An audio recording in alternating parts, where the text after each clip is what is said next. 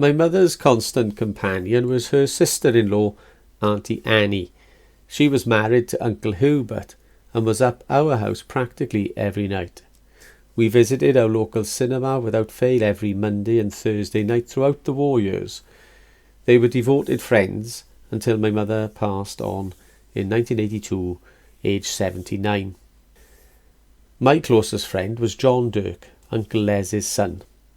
He was 2 days younger than me and lived at the top of the road not 50 yards away. We were always together. Then, when we were 9, he moved about a mile away as the crow flies, still close enough for us to be together. We spent a great deal of our time in the late 1930s and during the war with my cousin Billy Walters. He was an adopted and only son of my father's sister, my Auntie Millie, and he had just about everything he asked for. He gave me his old bike once because he had a new one. The wheel in the front was smashed, so I could only ride it in a circle. They even took me on holiday with them once to Merton. We stayed in a holiday bungalow. A memory from 1937 sticks out in my mind. My mother told me that the King was going through Swansea and the train was stopping or going slow through the Landor railway station, so she was taking me and Beryl to see them. When we got there, I remember her telling me to hold her coat and not to let go whatever happened. I clung onto her coat for all I was worth as everyone was bumping and crowding. When everything was over, we started walking up to Plas Mall. All of a sudden, this lady turned around and asked who the heck I was. Somehow, I'd lost my mother and had been clinging on to this lady's coat instead. She spoiled me rotten. I had sweets and fruit, and she got the police to find my mother. I remember my mother crying, and she kept hugging me for days after. My brother Ray was born in 1939, and the war started as well. He was my shadow. Everywhere I went, he wanted to come too. Once I took him over the pond. We used to play cricket over there. When we got there, someone hit the ball, and it knocked our Ray out, straight on his head. As he grew up, everybody blamed him for everything. Mrs. Griffiths made my mother pay for her window, and it was Des, her own son, who broke it. Mr. Davis, Bleak House, went to see my mother one day. He said our Ray broke his gate. Ray was ill in bed. Me and my father had to save Mr. Davis. My mother was going to kill him. In 1946, my mother had my younger sister Pauline. We all loved her from the start. Everywhere I went, she wasn't far behind. You could imagine how we all felt when she had to go into Hill House Hospital with rheumatic fever. And later, they found a murmur on her heart. She was okay after. She couldn't move with my mother and father. Although saying that, none of us could. We were a very happy family.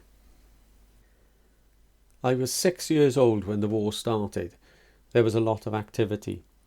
My father and his brothers gave Grandpa Dirk help to build an air raid shelter. They just dug a great big hole in the garden and put an Anderson shelter inside it and covered it up. Then we had to go down steps to get into it. My father did the same, only it wasn't as good as Grandpa's. Before ours was made, we had an air raid, so we all went into the shelter at number 9. When the all clear sounded, Beryl and me were sleeping in the same bunk, so they left us thinking we'd be there all night. But Beryl woke up and started crying, so the two of us crawled out, and Jack Dennis, who was on air raid duty, took us back to our house. When I was about 10, my Key was bombed out for a second time, so he came to live with us. We all thought a lot of him, but he was pretty strict. The first thing he did was put his shaving strap by the side of the fire and warn us what would happen if we were naughty or if we cheeked our mother. Needless to say, he never touched us. None of us were cheeky.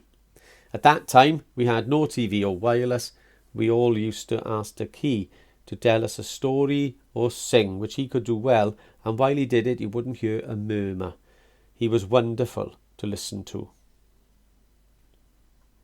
In the mid-1930s, my mother's sister had died, leaving a husband and 5 children. Tommy, the eldest son, was around 15 and always with my mother anyway. They coped with their father for a while, in fact, through the war, and ended up in London where their father married again. but they couldn't stick their new stepmother. The second son, Abraham, went to the war. In 1936, Tommy went to Scotland and joined the Cameronians by lying about his age so that he could get in at 16. He was captured at Tobruk in 1940 and spent 4 years and 10 months in a prison camp in Poland. He escaped in 1945 and was nearly shot by our Russian allies. It took him so long to get home that when he did, the war was practically over. When Tommy got home, he was staying with us, and the sweets and stuff he brought home was something else, something to see. We had never seen anything like it. All the sweets were in tins. He got married the year after to Kathleen, who had been engaged to Davy, my other cousin, but they had split up before Tommy came home.